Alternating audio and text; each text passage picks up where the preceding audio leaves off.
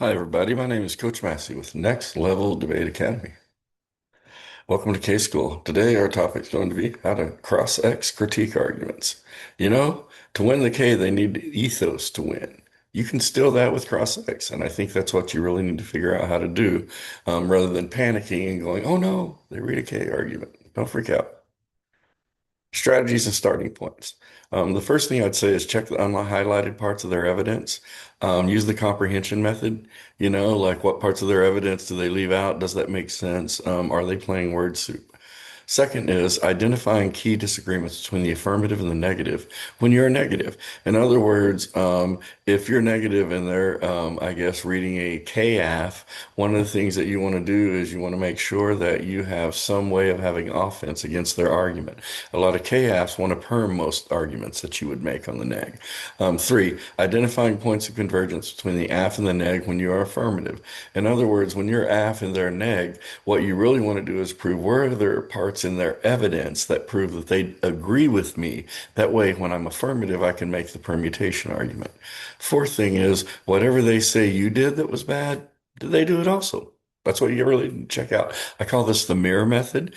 I see this happen a lot of times where one team will do something that's bad, and then say that they'll say something is bad, and then they'll actually do the same thing. And so that's called the mirror method. The fifth argument is, what did you mean when you said that? In other words, seeking a clarification method. I don't think that it's good to try to do the whole definitional debate with K debaters, like, what do you mean by securitization, or what do you mean by, say, ressentiment? But I think it's better to try to find wherever they're trying to make, I guess, connections, is try to get some clarification on that connection beyond big words. And that's really what you're trying to figure out is how do I break these big words down to where they can say, in a real world sense, how does that matter? I think that, on the other side of answering it, the more ways that you could say why that doesn't make sense by giving real world analogies is definitely a good start.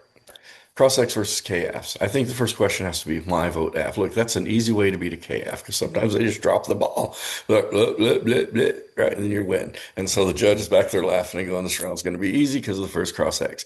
Why is the reason to vote F valuable or productive? Maybe they can say why vote F. Now you got to ask why is it valuable or productive? What is our ground to vote negative? How can we win? And obviously some Fs used to be, in long time ago, the first chaos, be like, who cares if you win? You always have this advantage anyway. And so what you're trying to look at is where is there fair ground or fairness within competition? Otherwise, you get in a framework debate and you're going to lose in the competition part.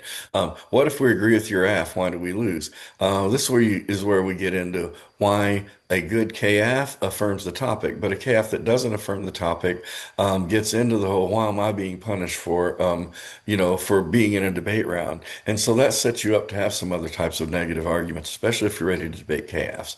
Um, why can't we vote neg to agree with the AF? I have a typo there, but that's kind of ways in which people approach the AF whenever the AFs aren't talking about the topic. Why can't we vote neg to and say, let's replace the answer to the first question up there. Whenever they say, when you said why vote F and they say da da da da, you can say, well, why can't we vote neg to da da da? Let's just say why, not what. Cross-X versus negative case. What's the alternative in your opinion? Why? And that's kind of what you would want to ask them and see. Now, one important thing that a lot of K or a lot of debaters use against K teams that have alts is they get them to change the way they describe the alt or say different alts throughout Crossfire, throughout their speech. If I were debating someone and they had a K, I would keep a list of all the different ways in which they try to categorize their alt to prove that it's a moving target in a way and to prove that when you vote neg, you don't really know what alt that you might be voting for. Why is this a forced choice with the affirmative? Why can't we perm rather than creating some artificial arguments within the debate that are based on maybe flow or method rather than pure argument theory? Why is this a forced choice?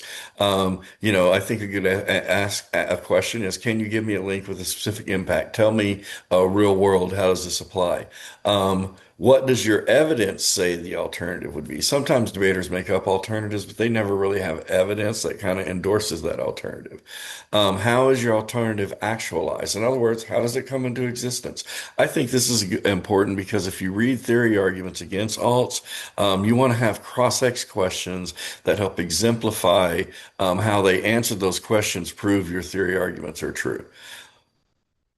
That's that's how you ask questions against teams that are reading KAFs or KNEGs. Obviously, you might come up with some more, but don't think that your hands are tied whenever you debate or critique. Come back to the basics, go back to my playbook. I got to stick with the flow, but also I'm going to go into making them answer the hard cross-ex questions. I'm Coach Massey. That's Next Level Debate Academy. That's K School. Have a wonderful day.